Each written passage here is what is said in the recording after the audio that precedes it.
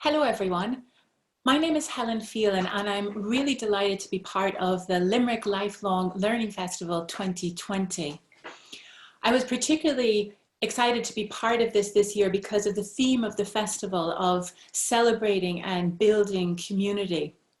One of the areas that I'm really interested in my own research is this question of belonging. The title of this short presentation is Singing the Right to Belong. And I'm really interested in the question of what does it mean to belong? What does it mean to belong to a community, to belong to a culture?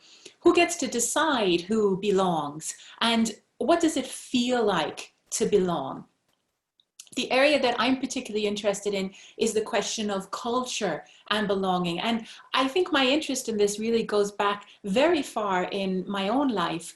Like many people, my parents were migrants from Ireland who left Ireland, and I was born and brought up in New York City.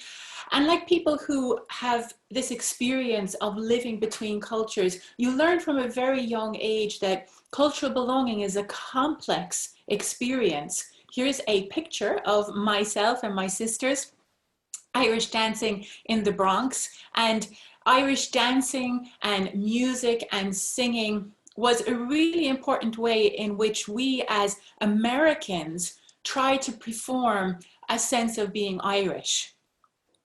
Now, for most of my professional career, I've worked in the Irish World Academy of Music and Dance here at the University of Limerick. And this whole question of culture, of cultural expression, of cultural belonging, I think is really central to the work that we do here at the Academy and is embedded even in the title, this space between Irish and world. So I think both at a professional and a personal level, I've always been fascinated by this question. But the key fascination it holds for me, and this is a point that I'll come back to a few times over the course of this presentation, is that creating and building flexible, diverse, adaptable communities is one of the things that makes us human. For me, this is an incredibly important point, and it's one, as I said, that we'll come back to again and again. But at this point, you're probably wondering, what does any of this have to do with singing or music or chant? And to answer that question, I'd like to propose to you 3 reasons why human beings sing. One of the important reasons that we sing, and that even that singing has developed as a human activity, is that singing is a very efficient tool for human bonding. Singing is a way in which human beings can form relationship. Now, it's probably worth saying at this point that, you know, a lot of people, when I come to this point in the presentation, if we were sitting in a room together, would say, well, I don't sing, or I'm not a singer, so how does this affect me? And it's important to think of singing maybe in 2 ways. The first is that when we listen to people sing, we have a lot of the same experiences as when we're singing ourselves. So if you find you turn on the radio when you're in the car and listen to music, if you have a whole number of playlists on your iPhone that you listen to at different times, if you hum when you're gardening, if you sing in the shower, if you listen to music, you are a singer. You're participating in the activity of singing. The other really important thing to say about it is that the ability of singing to create this sense of a bond between people doesn't actually depend on technical expertise. If a child, an infant, hears a lullaby sung by 10 different people, it will automatically gravitate to its mother's voice. And it doesn't matter how technically good that voice is. The bonding experience has to do with the relationship between the mother and child. So research has showed us there are lots of reasons why singing is really good at helping us build relationship with other people. One of these has to do with the connection between music and memory. Music, and particularly singing, for various reasons, helps us to evoke the past. I'm sure we've all had this experience of, you know, a song coming on the radio and you're reminded of your first kiss, you're reminded of an incredible weekend away in your 20s with a group of friends, or, you know, if you've been forced to leave your home, that you're reminded of the place that you've come from by hearing or singing music from that place. And music is very powerful in that way because memory allows us to connect the past, the people, the activities, the sounds with our present, and to imagine bringing them forward with us into the future. So that's one of the important ways in which it can help us create a sense of belonging or relationship. But it also has very particular physiological and psychological characteristics. For example, if you're listening to people sing, or if you're singing with a group of people, part of your body will physically start to attune with other people. Your breathing will start to attune with them. Your heartbeat will start to attune with them. So physiologically, we start to relate to the people that we're with when we're singing with them. Or indeed, as I said, when we're listening to singing. There's also a psychological component in that the activity of singing, and that's what a lot of this research tells us, releases things like oxytocin, which gives us a sense of well-being, a sense of self-esteem and self-identity. And from that point, it's easier for us to relate to other people. So there's all kinds of ways in which singing helps this process of feeling that we can relate to and bond with other people. Now, you might be thinking, of course, there's an awful lot of social activities that could help us do that, and that would be absolutely true. Singing is not the only activity that can do this. But one of the really interesting things about singing, and this was an interesting piece of research that looked at a number of different kinds of social activities, arts and crafts activities such as knitting, creative writing, and singing in a group. And it looked at people engaged in all of these different social activities. And what it found out is that all of these activities help people relate and bond with other people, but singing did it the fastest. Now that's really interesting. How and why that happens, I think, tells us a little bit about the way in which singing works in building relationship and building this sense of belonging. Because when we are relating to other people, there are three primary processes that we use. We relate through ideas, through emotions, and through sensations. Now, technical activities and language are very, very good at helping us in terms of ideas. But music helps us to accelerate the emotional and the sensation of being close to people, as well as working with ideas and techniques. So because of this, it helps us bond with people faster than other kinds of social activities, even faster than talking to people. So it's a really powerful tool if you have a group of people, for example, who don't share a common language, and you're trying to build a sense of relationship. So it can work very effectively in that way.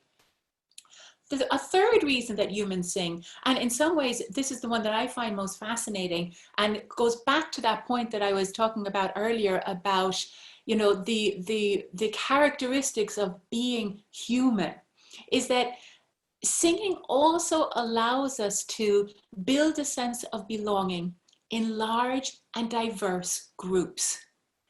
This is a very interesting characteristic of human beings. Homo sapiens are unique in the world in our ability to create these large, flexible, adaptable, diverse, cooperative groups. It's one of the characteristics that makes us human. You know, if you look, for example, at a beehive, you could say, well, bees work extraordinarily well in cooperative communal activities. But we also know that there's a lack of flexibility, a lack of diversity, and that one has to be very, one relates to a very specific role within the overall cooperative work of the hive. If we look at other animal species, if we look at groups of elephants or pods of dolphins, we can see lots of flexible, adaptable work, but the groups must be small. The groups must more or less know each other in order for that to work successfully. So what is distinctive about human beings is that we can be cooperative, flexible, and adaptive when we don't know people at all, with complete strangers. Part of the way that we do this has to do with the way that we relate to each other. And again, this research shows us that the use of singing was one of the primary tools in evolutionary theory that allowed us to do this.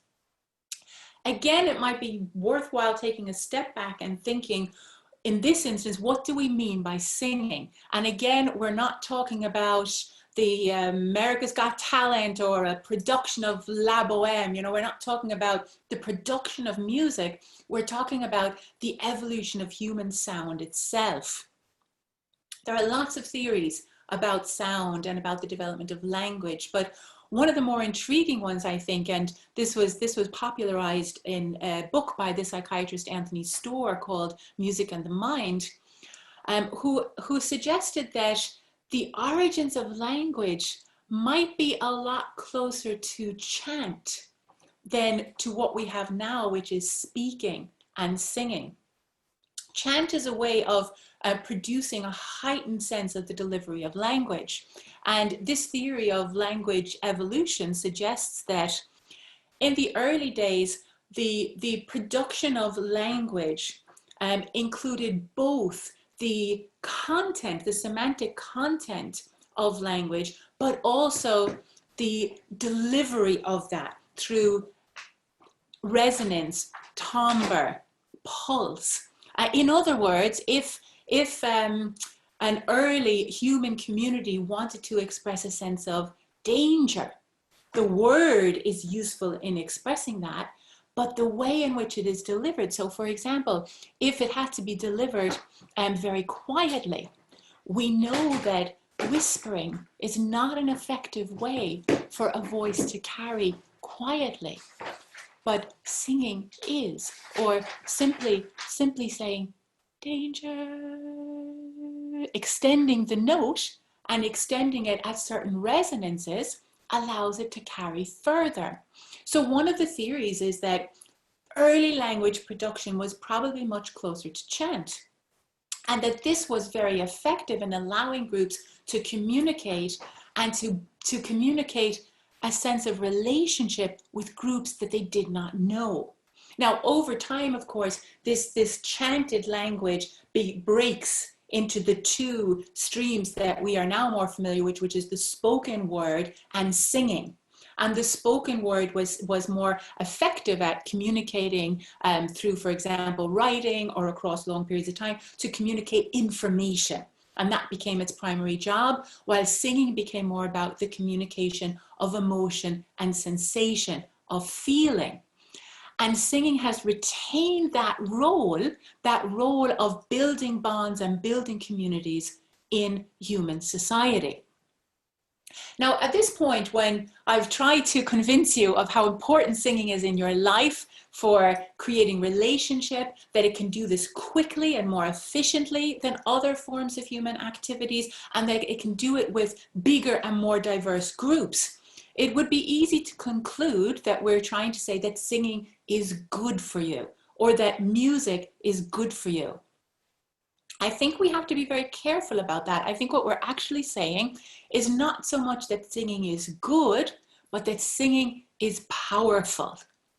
And this is a really important thing to remember, because of course, this very power, these very properties of singing can be used for many, many different purposes. And this is a really, really powerful book about the use of singing and music in war. And for example, the use of singing by both the Iraqi and the American armies as a way of perpetuating and promoting violence. So singing is a powerful tool, but how we use it is up to us. And it's quite interesting, I think, in our contemporary societies, very often we tend to use singing and music more generally in quite a superficial way. You know, we often, in a kind of consumerist world, we see singing as something that we can purchase, we can consume, that can give us a momentary moment of entertainment or respite from our otherwise busy and stressful lives.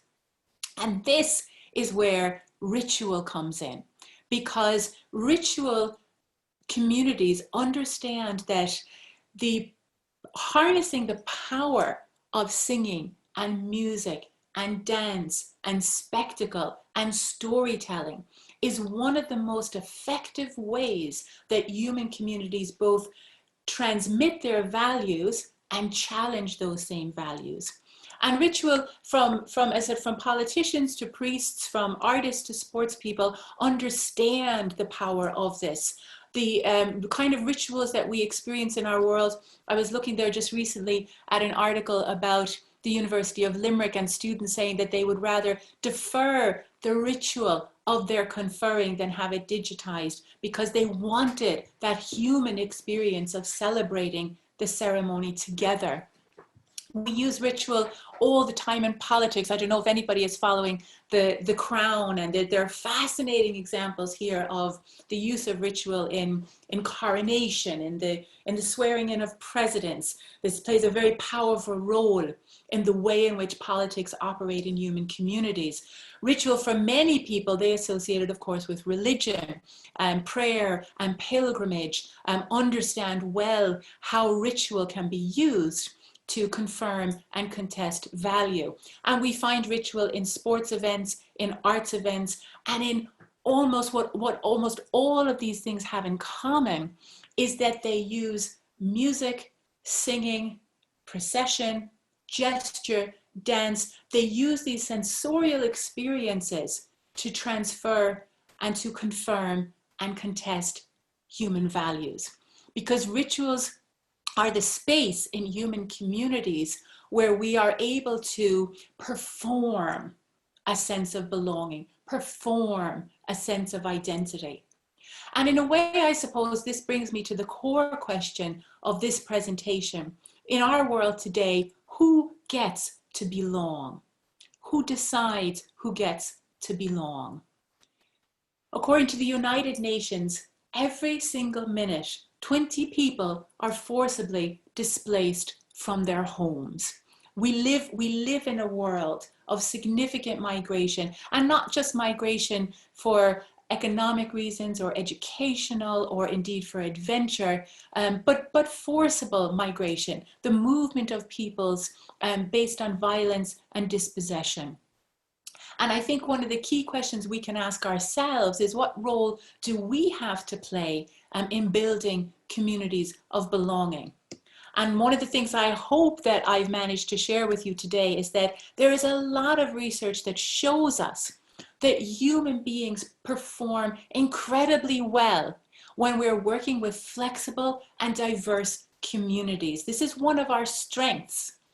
And that music, and particularly the human production of music, which is singing, is one of our more successful tools in promoting this bonding process, this process of building relationship. And that it is especially powerful when we engage in it through ritual performance, whether these rituals are political or religious or domestic or personal. I mean, I've been so impressed and moved by the kinds of rituals that I have witnessed, and I'm sure many of you have witnessed in the context of COVID, from, people lining the streets and standing outside their front doors as a funeral hearse passes by, to the kind of personal rituals that people have tried to share with each other through the development of online communities. We know that ritual is powerful in building community, and the elements of ritual, there's one ritual scholar who refers to ritual as the original multimedia event, because it knows how to harness those human activities that give us the sensation and the feeling of belonging. The oldest human ritual, one of the oldest human rituals that we know of, is the ritual of breaking bread. The word companion comes from the Latin word panis, for bread, which, you know, we have paninis. We talk about paninis, or a sliced pan. Companion was the person with whom you broke bread. The ritual of sharing a meal, of having a cuppa, of going out for a drink, of having a party is one of the oldest human ways in which people perform a sense of belonging. And with that in mind, and thinking about ways in which we from the Irish World Academy might be able to play our part in welcoming newcomers to develop a sense of belonging in our communities in Limerick, we started something called the Irish World Music Cafe. And this is an event which I think celebrates that ritual of breaking bread, of sharing a tea, a coffee, a sandwich, of music and song and story, and provides a space where relationship can be built and a sense of belonging can develop. And I'm really delighted to share with you that the Limerick Lifelong Learning Festival is hosting Irish World Music Cafe online. So stay in touch for further details of that, because we would love to have you there to share a cuppa and maybe even a song with us. So I hope that some of this presentation has allowed me to share with you my own interest in how things like singing and ritual can help us build on our human capacity to develop relationship and to develop communities of belonging. If it's an area that you're interested in, there's a master's program in the Irish World Academy called an MA in Ritual, Chant and Song, which explores a lot of these areas further. There's our doctoral program in arts practice, also investigates ways in which we can harness the power of the arts in research. And there's a UL Talks about that, which features a number of our students. And one other project that I'm involved in, which brings the Irish World Academy with the medical school, nursing and midwifery, and an NGO in Limerick City called Doris Lemni, which works with new migrants in Ireland, together to explore the way we can use these tools of singing, of ritual, of music, of chant, in terms of health and well-being. So I hope some of this has been of interest to you, and please check out all the wonderful talks on the Limerick Lifelong Learning Festival. There's an amazing collection of activities and talks and shared spaces where we can experience, I hope, rites of belonging. Stay well, stay safe, and keep singing.